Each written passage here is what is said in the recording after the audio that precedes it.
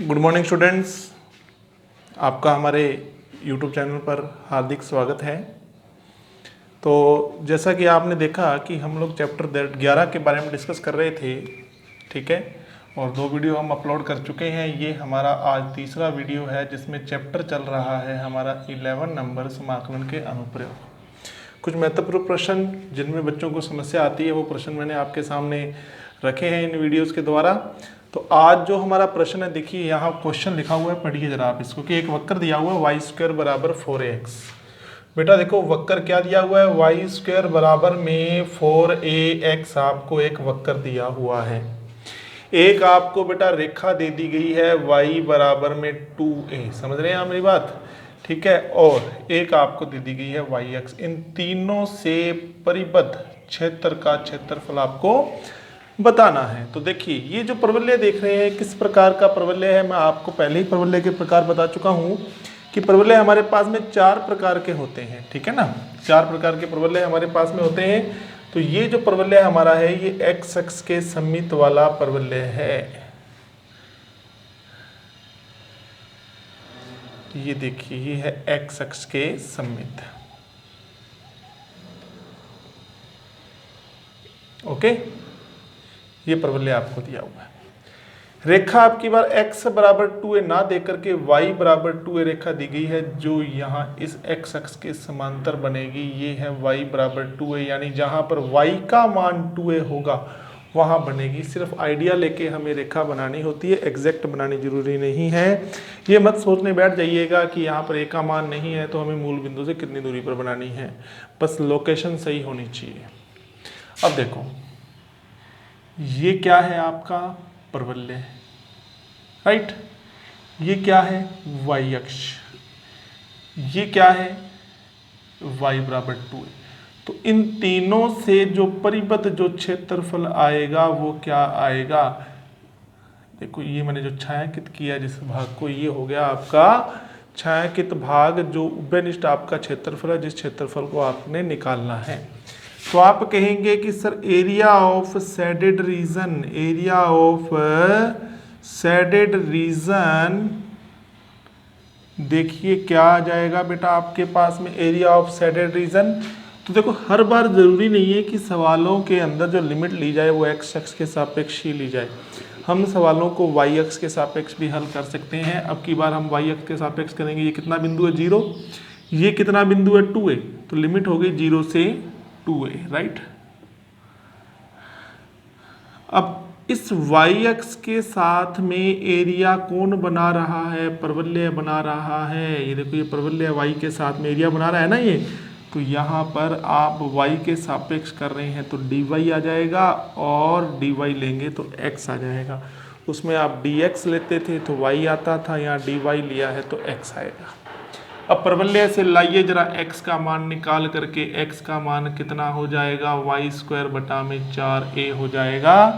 तो आप कहेंगे सर यहाँ पर मैंने x का मान रख दिया y² बटा में 4a। 1 बटा में 4a जो है वो एक अचर राशि है,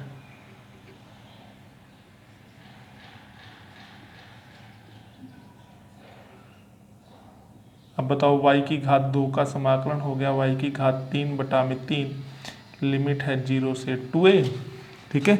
अब आप लिमिट लगा दीजिए, 1 बटा 3 बाहर आ जाएगा, 1 बटा 12a कर दें, और जब 2a रखा मैंने y की जगह पर क्यूब बन गया तो कितना हो गया 8a क्यूब माइनस 0, तो कितना आ गया 1 बटा में 12a गुना में 8a क्यूब। तो समझ गए आप, अब हल कर लेंगे आप। ये 2 घात बच गई, 4 के पाड़े से 4 दूनी 8, 4 तिये 12, तो ये आंसर हो जाएगा 2a बटा में 3 आपका आंसर हो जाएगा। इस प्रकार आपको क्या करना है, इसका हल निकालना है, ठीक है।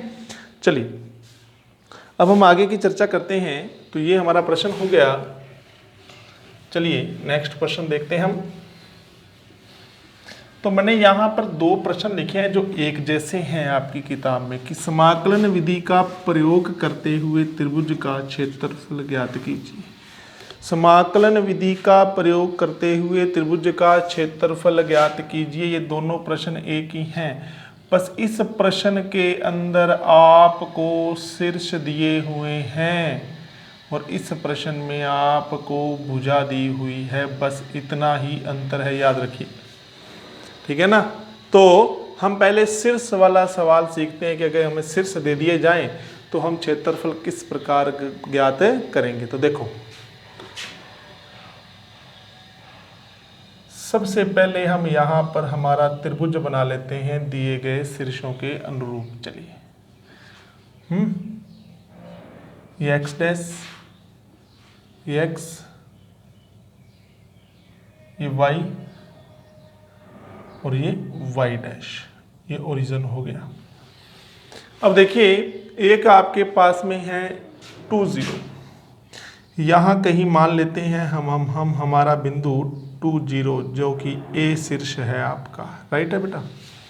फिर उसके बाद में देखो अगला शीर्ष आपको दिया हुआ है बी 4 5, एक्स का मान 4 और वाई का 5, तो 2 या 4 मान लें एक्स का और 5 या मान लेते हैं। ये लो, ये हो गया आपका बी बिंदु हो गया क्या, 4 और 5। अगला क्या है 6 और 3।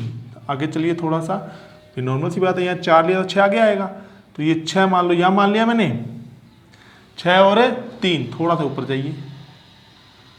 ठीक है, तो ये तीसरा हो गया निर्देशांक 6 3। अब इनको मिलाइए आप आपस में,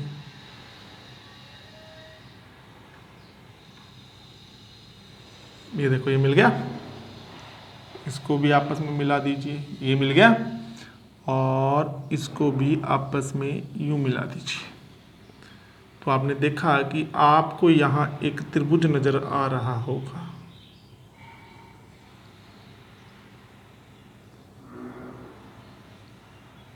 दोनों सवालों में काम यही करना है, दूसरे में भी आपने ऐसे ही करना है। ये त्रिभुज बन गया आपका, जो थोड़ा सा मैंने डार्क किया है ना यहाँ पर, ये आपका क्या है बेटा, त्रिभुज है। इस त्रिभुज का आपको इन 3 बिंदुओं से बनने वाले त्रिभुज का आपको क्या करना है, क्षेत्रफल ज्ञात करना है। ठीक है, ये काम। अब इससे आगे दोनों सवाल सेम चलेंगे।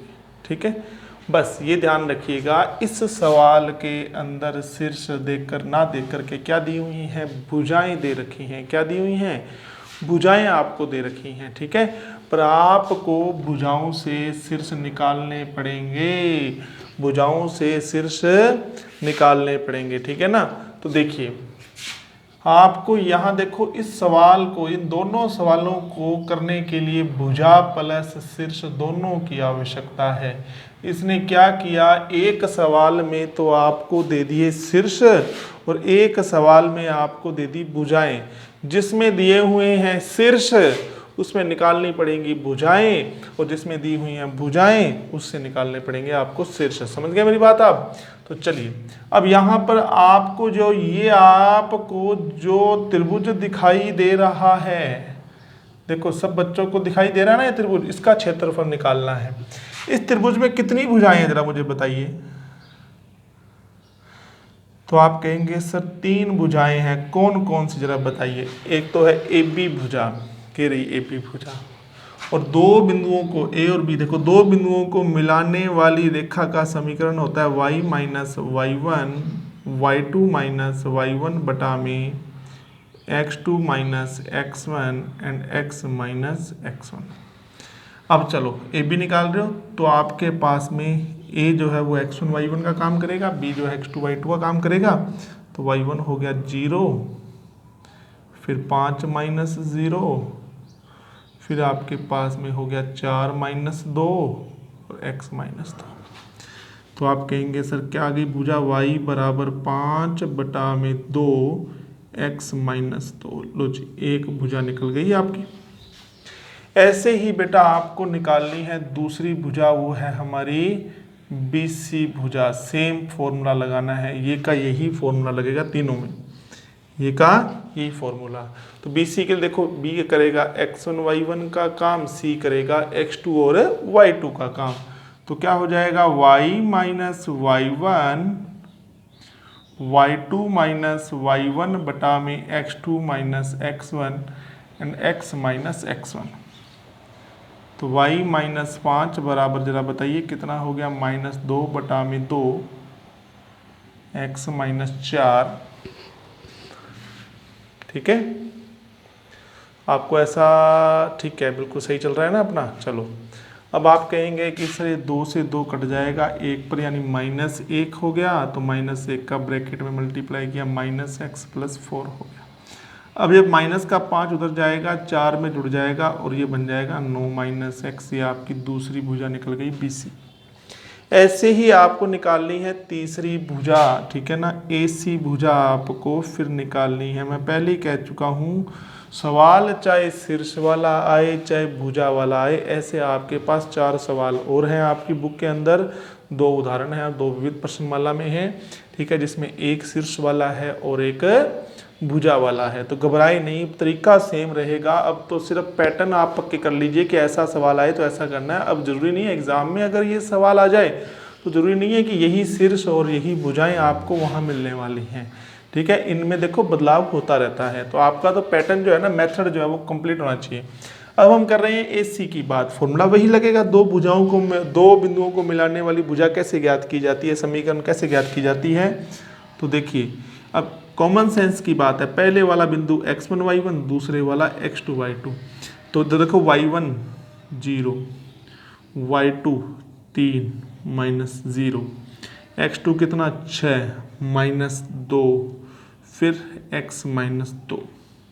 फर्क वैसे कोई नहीं पड़ता, किसी को x1 मान लो, किसी को y1 मान लो, ठीक है ना, कोई फर्क नहीं पड़ेगा बेटा। तो ये आपके पास आ गई तीसरी भुजा AC। तीनों भुजाएं ज्ञात कर ली। अब आपने त्रिभुज का क्षेत्रफल ज्ञात करना है। तो पहले देखो हम x अक्ष के सापेक्ष पूरा काम करने वाले हैं। तो देखो यहाँ पर देखो कितना ये बिंदु, यहाँ पर देखो x का मान है 2 और यहाँ से लंब डालिए आप, यू लंब डाला, लंब मिला यहाँ आकर के, ये बिंदु कितना है मुझे बता दो। यहाँ पर x का मान आपको मिलने वाला है 6। तो टोटल हो गया 2 से 6। 2 से 6 के बीच में, ठीक है, जो कलाकार हैं, भाग लेने वाले जो लोग हैं वो 3 लोग हैं। कौन से?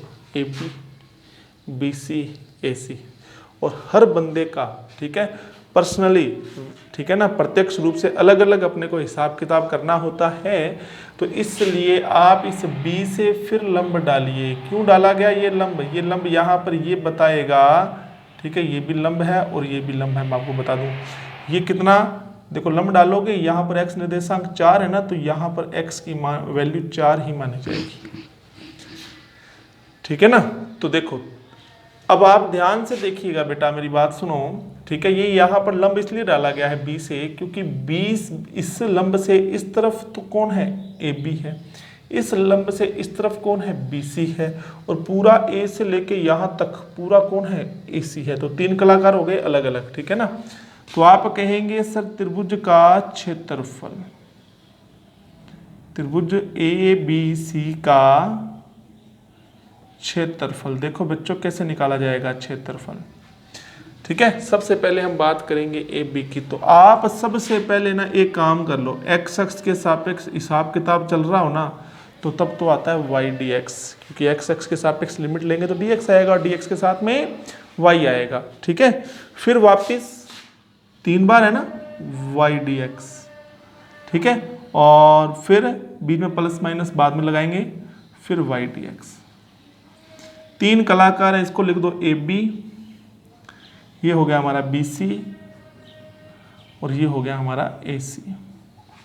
अब देखो मैं क्या करने वाला हूं, सुनो मेरी बात बेटा। यहां से लेकर के ये देख रहे हो आप, A से लेके B तक का हो गया यहां तक, फिर B से लेके C तक का ये हो गया BC द्वारा ये। तो आप यहाँ देखेंगे कि अगर मैं इन दोनों को जोड़ दूं AB और BC वाले को, तो पूरा ही एरिया आ गया। इसको भूल जाओ AC वाले को, थोड़ी देर के लिए AC वाले को भूल जाओ, ऐसे ये पूरा एरिया आ गया किसके अंदर? ये पूरा एरिया आ गया ये। तो क्या पूरे का क्षेत्रफल चाहिए आपको? नहीं ना, तो इसीलिए आप क्या करेंगे, जो आपकी ये AC है ना, AC ने x अक्ष के साथ जो एरिया बनाया, कौन सा बनाया, ये बिना छायांकित भाग है ना, पूरे में से ये बिना छायांकित भाग छोड़ दो, यानी AB और BC को जोड़ करके AC घटा दो, आपका आंसर आ जाएगा। बस अब देखो लिमिट लगाएंगे, AB कहाँ से लेके कहाँ तक काम कर रहा है, 2 से लेके 4 तक, तो आप कहेंगे सर लिमिट हो गई 2 से 4। BC कहाँ से कहाँ काम कर रहा है, 4 से 6 तक, तो लिमिट हो गई 4 से 6। और AC कहाँ से कहाँ काम कर रहा है, 2 से 6, तो लिमिट हो गई 2 से 6। अब आप क्या करें, यहाँ पर लाएं, देखो AB वाले में जो मान लाएंगे वो आप AB से लाएंगे, AB से y का मान लाइए, कितना है बोलो, 5/2 अचर राशि थी, समाकलन से बाहर निकल गई, x - 2 इंटू dx। BC का मान लाइए, कितना हो जाएगा, देखिए 4 से 6, BC से लाइए y का मान 9 - x है, और AC से लाइए आप किसका मान, ठीक है, y का मान कितना है, 3/4, 3/4 x - 2 है। अब आप कहेंगे सर समाकलन करेंगे, चलो करो, x का समाकलन बहुत ही ईजी है, x²/2 - 2x। अब आपको लिमिट बेटा लगानी है, तो लिमिट लगा के आप आंसर प्राप्त कर लेंगे, ठीक है ना। लो जी, 4 से 6 और x²/2 - 2x, और लिमिट कितनी, 2 से 6। अब इसका हल निकाल लीजिएगा, आराम से आप लिमिट को प्रतिस्थापित कीजिए, बड़ी सावधानी के साथ में। पहले ऊपरी सीमा रखी जाती है, फिर निम्न सीमा को रखा जाता है, ठीक है ना। चलिए, तो ये हमारा क्वेश्चन हो गया। अब चलिए हम करते हैं अगले प्रश्न की बात, ठीक है, भुजाओं वाले सवाल की बात हम अब करेंगे यहाँ पर। तो देखो बच्चों, आप कैसे करेंगे, एक मैं आप सब बच्चों को बता दूं, सुनिए, ये जो आपका, देखो हम रोज़ाना आपको जो है एक प्रश्न देते हैं हर वीडियो के अंदर, जिसका आंसर निकाल करके आपको कमेंट बॉक्स में कमेंट करना होता है। तो बच्चे देखो, वीडियो सभी बच्चे देख रहे हैं, पर कमेंट कोई नहीं कर रहा, तो मेरा आपसे अनुरोध है कि आप कमेंट ज़रूर करें, अन्यथा हमें ये पता नहीं लग पाता कि कौन पढ़ाई कर रहा है और कौन नहीं कर रहा है।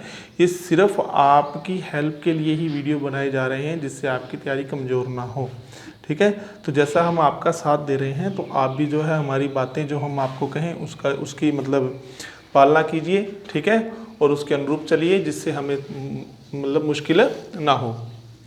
तो अब चलिए, तो आज का ये प्रश्न है, इस प्रश्न को हल करके, ठीक है, आप इसका आंसर कमेंट बॉक्स में कमेंट करेंगे कि इसका आंसर क्या आने वाला है, ठीक है ना।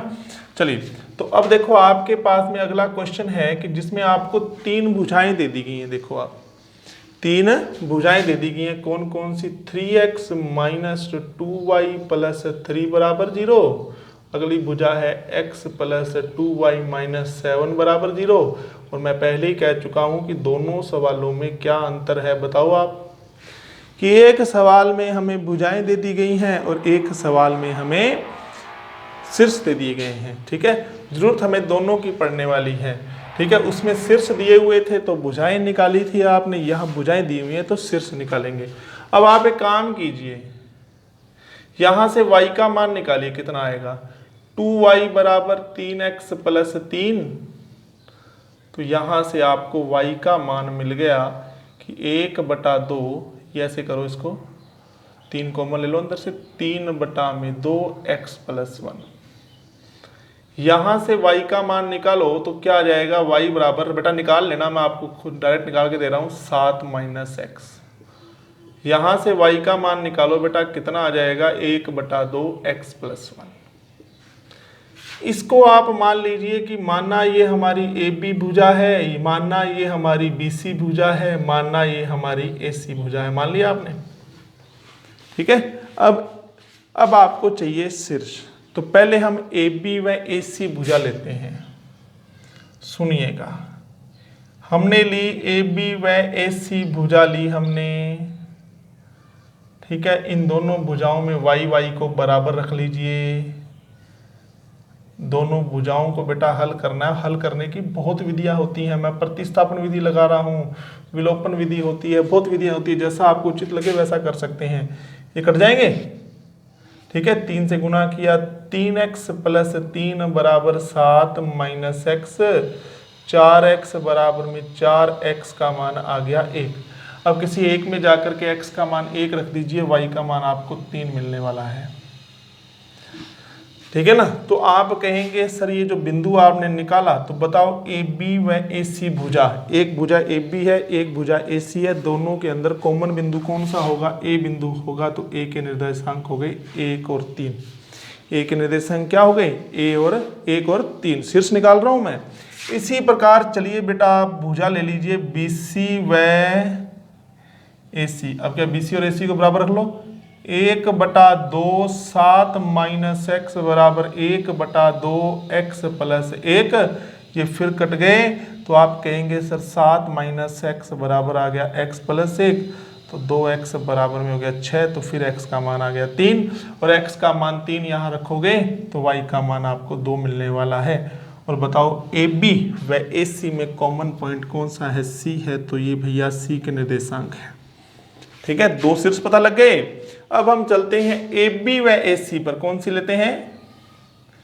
AB व AC, ठीक है। AB व AC आप यहां पर लेते हैं, तो चलिए, तो आप कहेंगे सर 3/2 x + 1 बराबर 1/2 x + 1। तो यहाँ पर थोड़ी सी गड़बड़ सी नजर आ रही है, शायद कोई रेखा लिखने में हमने गड़बड़ कर दी है, ठीक है ना। सवाल लिखने में शायद कोई प्रॉब्लम हो गई है बेटा।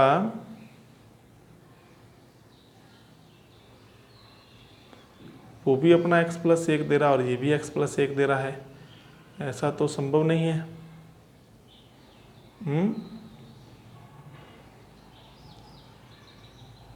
तो कट जाएगा, दोनों आपस में कट जाएंगी। तो ये सवाल बेटा, चलो आप इस सवाल को देखिएगा अपने बुक में, ठीक है। ये आपकी 11.2 प्रश्नावली से लिए गए सवाल हैं। इन रेखाओं को दोनों को आप एक बार चेक कीजिएगा, शायद हो सकता है कि सवाल लिखने में कोई किसी तरह की गड़बड़ हो गई है, ठीक है। तो इनको आप चेक कर लीजिएगा सवाल को, ठीक है बेटा। तो आप यहाँ देखेंगे, तो इन दोनों को जब आप हल करेंगे तो यहाँ से भी x का और y का मान आएगा और आपका शीर्ष बन जाएगा A शीर्ष, ठीक है। जब तीनों शीर्ष आपके पास में आ गए, तीनों शीर्ष जब आपने प्राप्त कर लिए, ठीक है, उसके बाद में सेम क्वेश्चन हो जाएगा आपका इसी तरीके से, क्योंकि तीनों शीर्ष भी आपके पास में है, तीनों भुजाएं भी आपके पास में है, तीनों शीर्ष भी आपके पास में है, तीनों भुजाएं भी आपके पास में है, ठीक है। तो इनको आप आराम से हल कर सकते हैं।